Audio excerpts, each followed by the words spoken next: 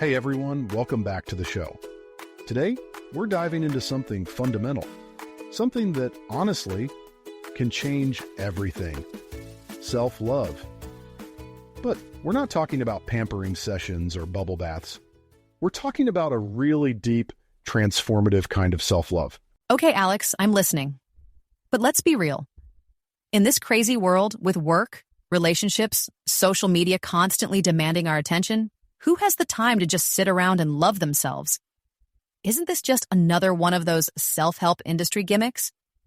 I get your skepticism, Michelle, but that's why I'm excited about this book, Love Yourself Like Your Life Depends on It, by Kamal Ravikant, which dares to take a very different approach. Ravikant basically says that self-love isn't just a luxury. It's essential. It's foundational for everything: your happiness, your resilience, and how you navigate life's inevitable challenges. All right, so what makes this any different from the usual manifest your best life stuff? Good question. This book isn't about airy-fairy thinking. Ravikant gets really raw and shares his own journey.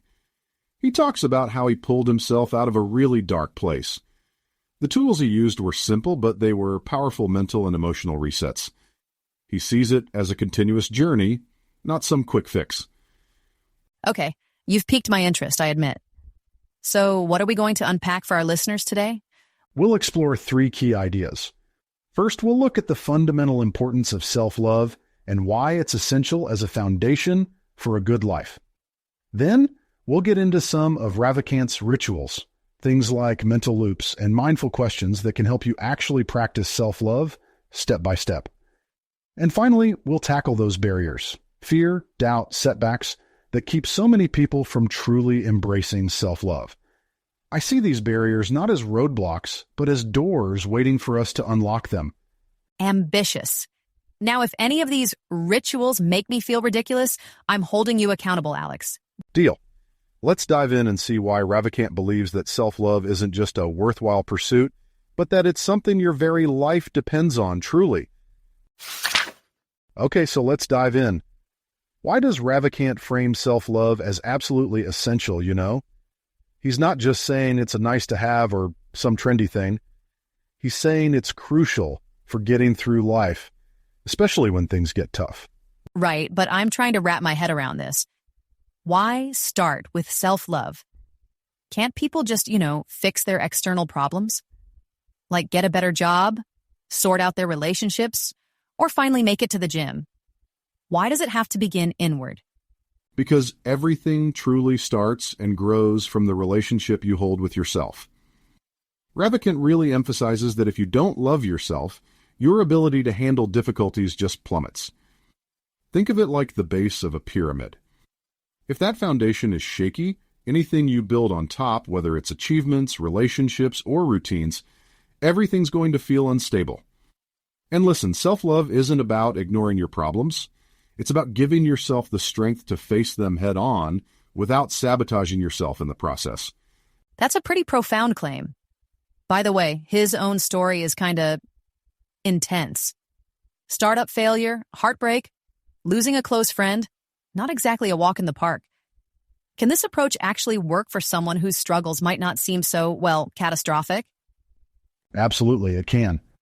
Ravikant's, aha moment came during a really dark time for him, that's true. But the core ideas he shares, they apply to everyone, really. What's really powerful is the urgency he brings to it. He doesn't sugarcoat things or suggest waiting until it feels convenient. For him, self-love is non-negotiable, no matter what level of difficulty you're facing. Think of it as like putting on armor, not to hide from the world, but to face it with more confidence, clarity, and most importantly, kindness towards yourself. Okay, so let's talk about this vow he makes. I will love myself. What makes that any different from, say, those New Year's resolutions we've already forgotten about by mid-January? It's about the intention behind it, Michelle. When Ravikant made that vow, he didn't just say it once and hope for some kind of miracle. It became this constant theme in his life. He repeated it over and over, out loud to himself in his head, really embedding it into his thoughts. Ravikant describes it as this lifeline, something he clung to again and again until it started to change how he saw himself. So it's not just about saying the words, it's about living them. Exactly. He treated it like a practice, like training for a marathon. Every day you run a little farther, build up your endurance. Ravikant did that mentally. Self-love became a ritual for him. And the brilliance of it is in its simplicity. Whether he was lying in bed, gazing out a window, or even just brushing his teeth, he wove that vow into his daily life. Hold on a second. Because I have a question. When you're completely overwhelmed, emotionally shut down, questioning everything, how do you even begin to believe, let alone practice, something as big as loving yourself? Great point. And Ravikant talks about this too.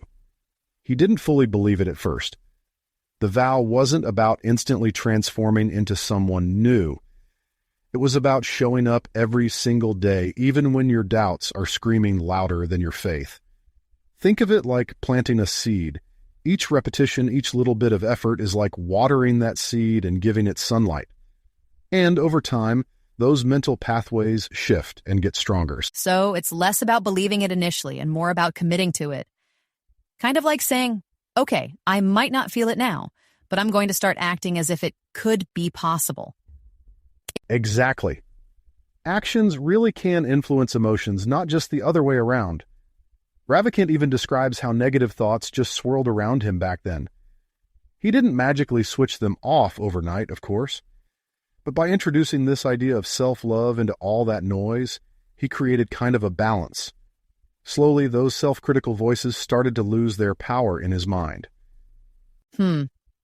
Okay, but let's address the pushback, right?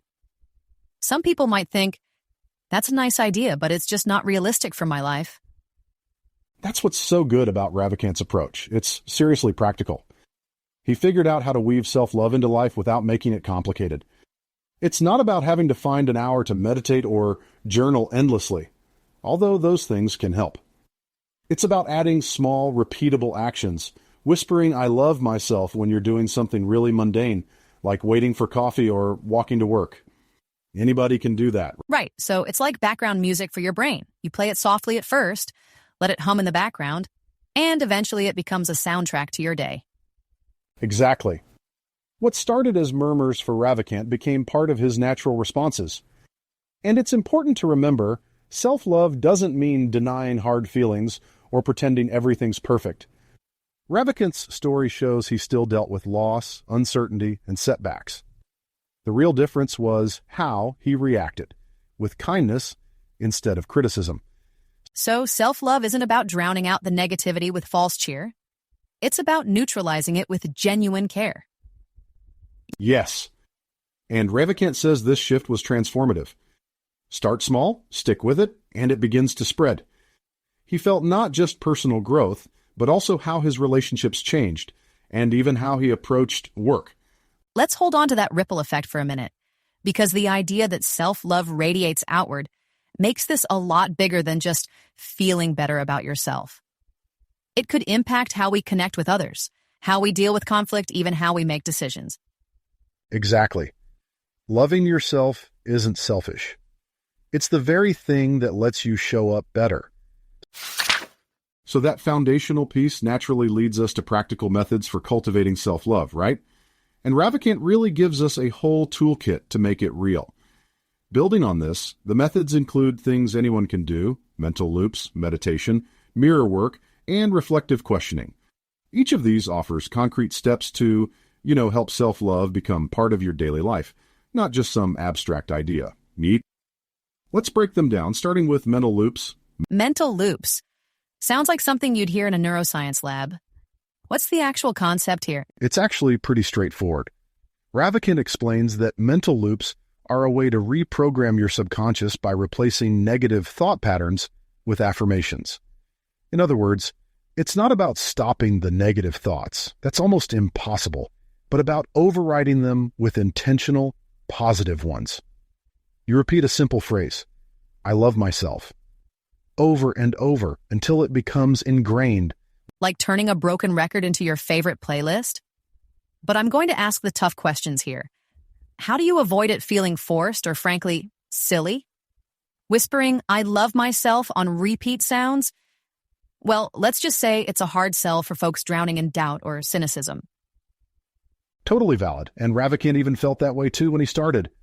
He admits it felt awkward, mechanical in the beginning, but that's where consistency comes in. Over time, the repetition starts to feel natural. It's as if your mind slowly starts accepting what you're telling it. Ravikant used these loops constantly while walking, brushing his teeth, or waiting for his phone to charge. Small moments, but cumulatively, they rewired his internal dialogue in a major way. Sounds a bit like building a muscle. You're not lifting emotional heavyweights from day one, but you keep at it, and you eventually gain the strength. Exactly. And there's science to back this up. Cognitive behavioral therapy, for example, works off a similar principle, replacing destructive thought cycles with constructive ones. Ravikant's mental loops are like an accessible DIY version of that. No therapist required. All right, so it's about persistence. But what's next? I believe meditation was another big piece. How does that fit into this map for self-love? Okay, so meditation is about anchoring yourself in the present. Ravikant ties that to self-love by focusing on the affirmation, "I love myself," during the practice. So instead of just breathing and clearing your head, he suggests combining mindfulness with love-centered thoughts. The rhythm of your breath becomes sort of the support structure for self-affirmation, almost syncing the two. I like the practicality in that. But what's the end game here? Peace of mind? Clarity? All of the above, but more importantly, connection. Ravikant describes sitting in the chaos of his own life and visualizing light radiating from his chest while silently repeating, "I love myself." One day he had a breakthrough moment, a sense of profound peace as he realized he was worthy of love no matter the external mess. It wasn't this permanent bliss out, but a deep internal shift. So, if mental loops are the daytime practice, small, consistent whispers, meditation is about creating intentional space to immerse yourself in self-love. That's a perfect way to think about it. And here's what's great. Both methods are scalable. You can meditate for 5 minutes or an hour. You can repeat affirmations once a day or 100 times, depending on what works for you. Speaking of facing yourself, let's tackle the most literal of these tools, mirror work. I have to imagine standing in front of a mirror and saying, "I love myself," is where a lot of folks might hit their limit. You're not wrong. It's a challenging exercise, and Ravikant doesn't sugarcoat that. He openly shares feeling ridiculous when he first tried it, wrestling with deep insecurities and judgments. But he stuck with it, starting small by saying things like, "You're doing your best," before leveling up to "I love myself." Over time, the reflection looking back at him shifted from a critical stranger to a supportive ally. I'm guessing this was as much about how he spoke to himself as it was about what he said? Exactly. It's not just words. It's about confronting yourself with compassion, moving past those layers of doubt and judgment we all carry. Mirror work is powerful because it adds a visual component to the affirmation. You're not just thinking or saying the words. You're looking into your own eyes, creating a direct connection to yourself. Okay, I'll admit, that sounds profoundly vulnerable, and maybe that's the point. But what about folks who have years, decades even, of negative self-perceptions ingrained? Is this really enough to crack through all that? It's a gradual process. Remember, none of these tools guarantee instant change. Ravikant emphasizes, commitment and repetition. Mirror work may feel awkward at first, even uncomfortable, especially if someone has lived with harsh self-criticism for years. But over time, as they persist, the exercise turns into a dialogue of acceptance and kindness. It's like slowly building trust in a relationship, the one with yourself. All right, so far we've covered the spectrum from whispering to yourself to staring yourself down in a mirror. But I think the last tool you mentioned, reflective questioning, might be my favorite, at least in theory. Yes, reflective questioning is such a simple yet impactful practice. It's essentially pausing and asking yourself, if I truly loved myself, what would I do? It creates this moment of alignment where your choices are guided by love rather than, stress or self-doubt. Let me guess, it's not about coming up with the perfect answer, right? Right? It's not about perfection, it's about recalibrating. Ravikant shares how, in moments of indecision or overwhelm, he used this question to cut through the noise. For example, instead of forging ahead with work when he was burning out, he'd stop and choose rest. Or instead of spiraling into overthinking, he'd opt for something joyful or restorative. So the question becomes a steering wheel. When you feel yourself drifting, it helps correct your course. Exactly. And the beauty of this tool is its adaptability. Unlike the structured practices like meditation, reflective questioning can be used on the fly. You can ask yourself, like, what should I do if I loved myself? In the middle of a tough meeting, while debating whether to stay home or go out, or even deciding between healthy food and comfort food. Practical, immediate, and low maintenance, I like it. And I can see how it builds on everything else we've talked about. If mental loops and mirror work are the foundation, reflective questioning is like the compass guiding the daily actions. That's the perfect metaphor, Michelle. These tools all work together, addressing different facets of self-love. Your subconscious beliefs, your conscious presence, your self-perception, and your decision-making. When practiced consistently, they don't just support self-love, they create it, sustain it, and let it grow into something transformative. So equipped with these tools, the next step is really about tackling the obstacles and weaving self-love into our everyday lives. This, I think, is where Ravikant's message truly shines. It's about facing those internal challenges and choosing growth. It's not just about this abstract idea of loving yourself. It's about honestly assessing your fears, your ingrained beliefs, your past regrets, and then turning them into tools for moving forward. Okay, so this isn't just about some feel-good, happy-clappy exercise, right? It's going to be tough, messy, and probably a bit painful. I'm in. Let's kick things off with fear because, honestly, fear is behind so much of what holds us back. How does Ravikant suggest we deal with that beast? Well, he proposes that we reframe fear as an opportunity rather than seeing it as the enemy. He sees fear as a signpost. Ravikant actually shares his own story of dealing with fear after his life kind of fell apart. He was stuck in this loop of questions like, am I a failure? How do I even recover from this? But instead of letting it paralyze him, he changed his perspective by asking, if I truly loved myself, what would I do right now? That's pretty counterintuitive, isn't it? When you're gripped by fear, usually your first instinct is to escape, to distract yourself, to shut down completely, not to actually sit with it and ask yourself a question. And that question, what would I do if I loved myself? Sounds almost too simple. Can you break that down for me? How does that actually work? It's really about shifting your focus. Fear tends to throw us into survival mode, and our thoughts just spin out of control. By pausing and asking yourself that question, you're creating a moment to actually reflect. Instead of just reacting, you're actively choosing a response that's based on caring for yourself. Ravikant started using it as a grounding technique, using it whenever fear started to creep in. Even these small actions, when they're based on self-love, can help you step back from that feeling of despair. So instead of going into fight or flight, you're basically deciding to be your own best friend? Exactly. And to take it even further, Ravikant argues that fear can actually be transformative if you approach it mindfully. Instead of seeing it as something to run from, you can actually use it as a reminder to reconnect with your own strength. Every time he went back to that question when he was feeling afraid, it was like turning the dial just a little bit, and over time, that shift became really significant. So, fear gets a makeover and becomes a chance to grow. I like the sound of it. But playing devil's advocate here, what about those really deep-seated fears or doubts? The kind that don't just disappear with a simple mental trick? Surely just asking a question isn't going to magically solve that, right? True, he's not promising a quick fix. That question is just one part of a larger strategy. It opens the door for self-compassion and interrupts those ingrained patterns that fear creates. For those really deep-seated fears, it's about combining different practices like mental exercises and journaling that work together to untangle those knots. Ravikant sees it as a gradual process of consistent adjustments because the goal isn't to completely eliminate fear, but to grow around it and turn it into something useful. All right, that makes sense. So, fear is one obstacle, but let's move on to something else that trips us up. What Ravikant calls limiting beliefs.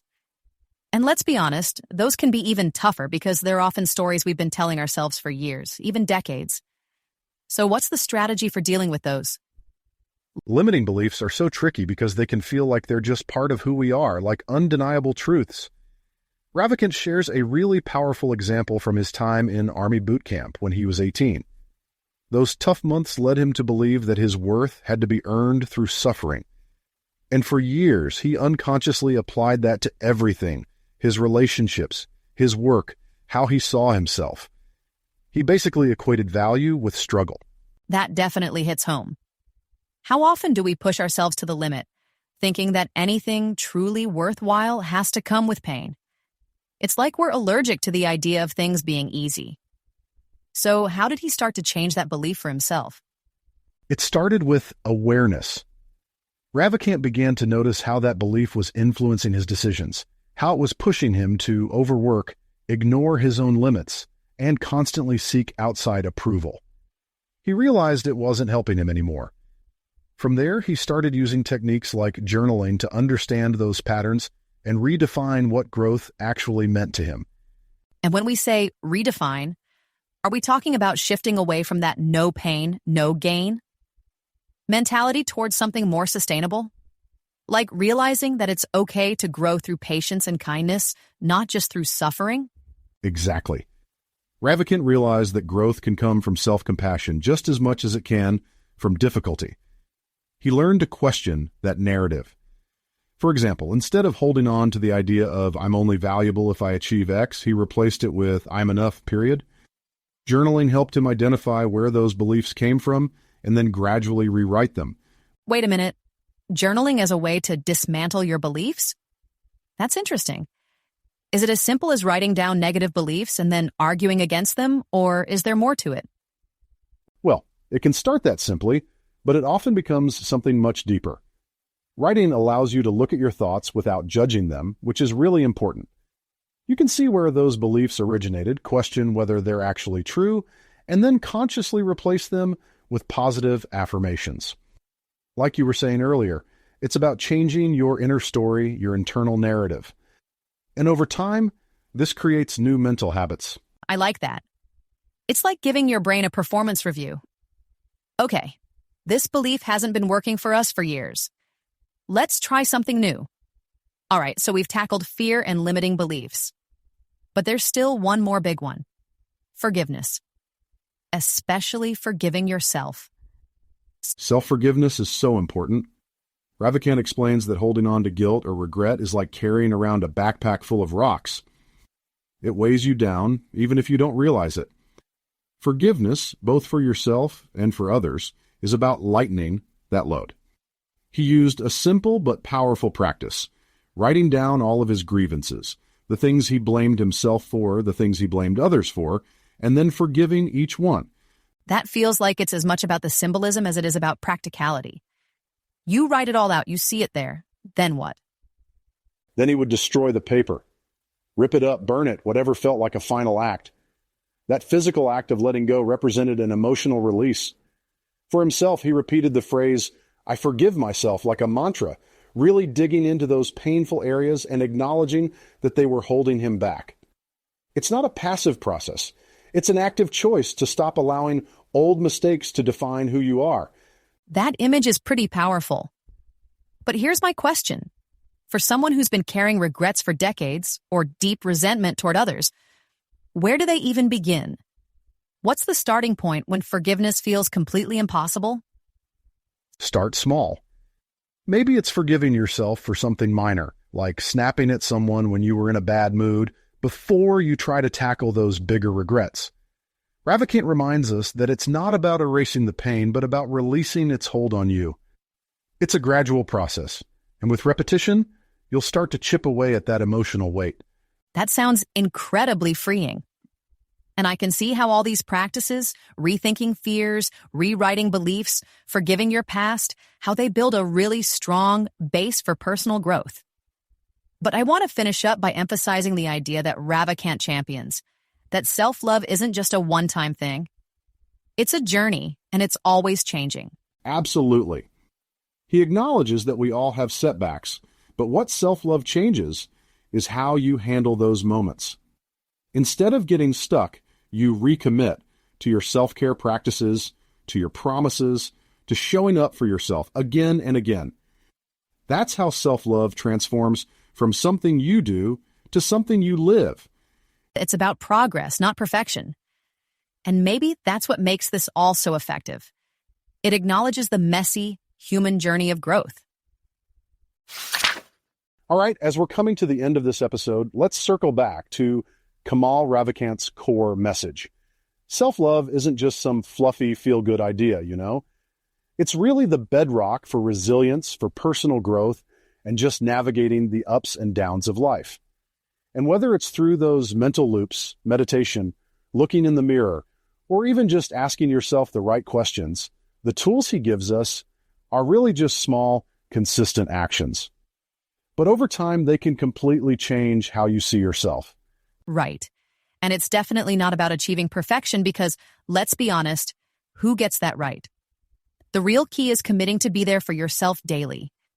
Choosing to be kind instead of critical, seeing fear as something that can help you and truly believing you're worth it, even when it feels awkward or just plain hard. Precisely. At its heart, practicing self-love is about rediscovering that you are enough, just as you are in this moment. So, maybe a question for our listeners to take away is this. If you genuinely loved yourself, what's one thing you'd start doing differently, starting today? That's a question worth mulling over. Not to nail the perfect answer, but just to begin a conversation with yourself. And maybe, just maybe, take that first small step toward building something that can really change your life